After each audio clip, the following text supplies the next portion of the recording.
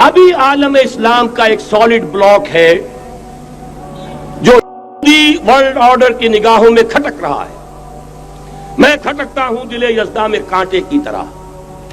اگرچہ ان کی اسٹریٹجی کیا ہے؟ ایک ایک کر کے ان کے حصے بکھرے کر کے تیا پانچا کرو.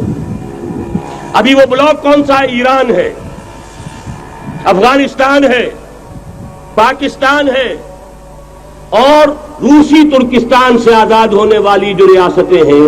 یہ ایک سالڈ بلاک ہے. یہ عجمی مسلمان عربی نہیں، عربی گئے، یہ نوٹ کر لیجئے. اس لیے کہ عربوں کو اللہ نے فضیلت دی تھی، محمد ان میں سے تھے صلی اللہ علیہ وسلم. یہ رتبہ بلند ملا جن کو مل گیا. لیکن ساتھ ہی اللہ نے دھمکی بھی دے دی تھی سورہ محمد میں، ان تتولوا یستبدل قوما غیرکم، اگر تم پیٹھ دکھا دو گے اس مشن کو جو ہم نے تمہارے حوالے کیا ہے، تمہیں ہٹائیں گے، کسی اور کو لے آئیں گے. اور یہ بات ہو چکی ہے 13ویں صدی عیسوی میں. 1258 میں جب سقوط بغداد ہوا ہے، عربوں کے ہاتھ سے عالم اسلام کی قیادت چھین لی گئی، معذور کر دیے گئے. اس کے بعد قیادت کن کے ہاتھوں میں آئی؟ ترکوں کے ہاتھ میں. ترکان تیموری ہندوستان میں، ترکان صفوی ایران میں، ترکان سلجوقی مڈل ایسٹ میں، اور ترکان عثمانی کا تو کہنا ہی کیا ہے.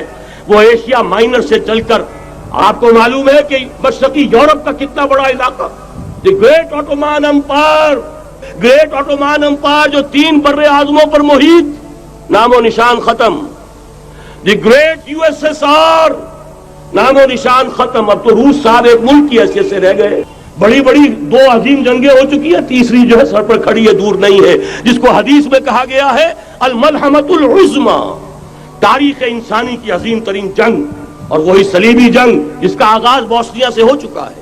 کہ ایک امکان تو یہ ہے کہ اس بلاک میں اسلام کا احیاء ہو، اور اس کے لیے کچھ نویدیں بھی موجود ہیں احادیث نبویہ میں. وہ تو آپ نے سنا ہوگا اقبال کا شعر، میرے عرب کو آئی ٹھنڈی ہوا جہاں سے، میرا وطن وہی ہے، میرا وطن وہی ہے.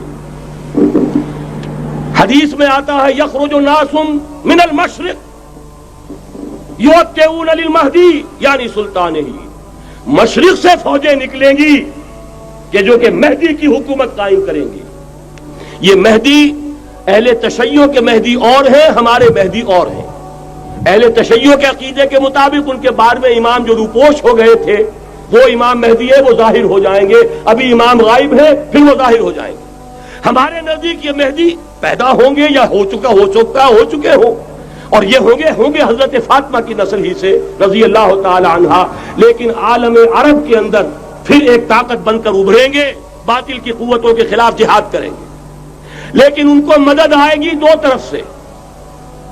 ایک زمینی مدد آئے گی مشرق سے، ایک آسمانی مدد آئے گی. عیسیٰ ابن مریم کا نزول، حضرت مسیح علیہ الصلوۃ والسلام جو زندہ آسمان پر اٹھائے گئے تھے، نازل ہوں گے. اور در حقیقت ان 2 مددوں کے نتیجے میں پھر یہود کا قلعہ قمع ہوگا، اور یہی گریٹر اسرائیل ان کا گریٹر گریو یارڈ بن کر رہے گا، عظیم تر قبرستان بن کر رہے گا. اس کی بڑی واضح حدیثیں موجود ہیں، اس کی بڑی تفصیلی خبریں موجود ہیں. یہ احادیث کی کتب کے اندر بدقسمتی سے ہماری اس کی طرف توجہ نہیں.